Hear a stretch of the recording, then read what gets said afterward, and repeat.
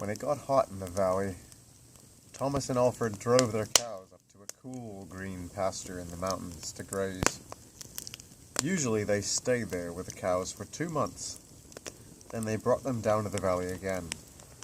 The work was easy enough, but oh, it was boring. All day the two men tended their cows. At night they went back to the tiny hut where they lived. They ate supper and worked in the garden and went to sleep. It was always the same. Then Thomas had an idea that changed everything. "Let's make a doll the size of a man," he said. "It'd be fun to make, and we could put it in the garden to scare the birds." "It should look like Harold," Alfred said. Harold was a farmer they both hated.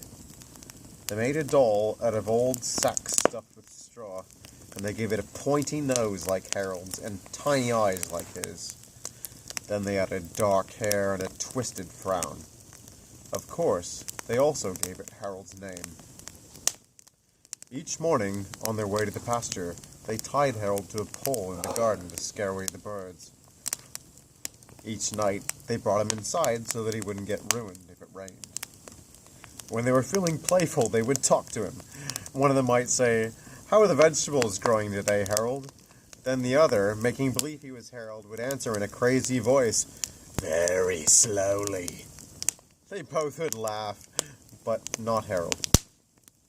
Whenever something went wrong, they took it out on Harold. They would curse at him, even kick or punch him.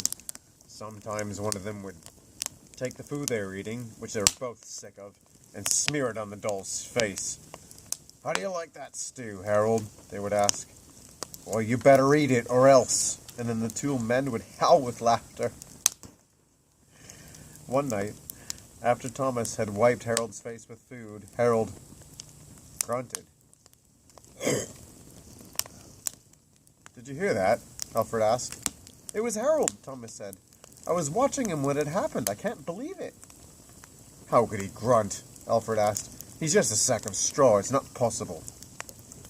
"Let's throw him on the fire," Thomas said, "and that'll be that." "Don't not do anything stupid," said Alfred. "We don't know what's going on. When we move the cows down, we'll leave him behind.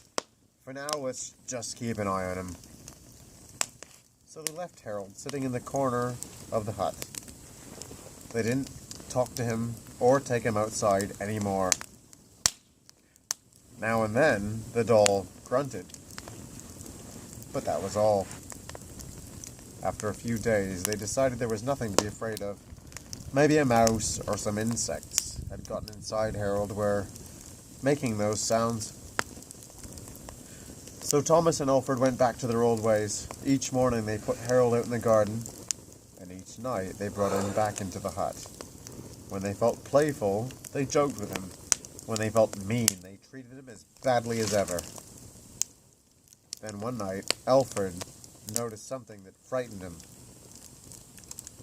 "Harold is growing," he said. "I was thinking the same thing," Thomas said. Maybe it's just our imagination," Alfred replied.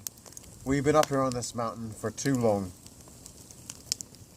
The next morning, while they were eating, Harold stood up and walked out of the hut. He climbed up on the roof and trotted back and forth like a horse on its hind legs. All day and night he trotted like that. In the morning, Harold climbed down and stood in the far corner of the pasture.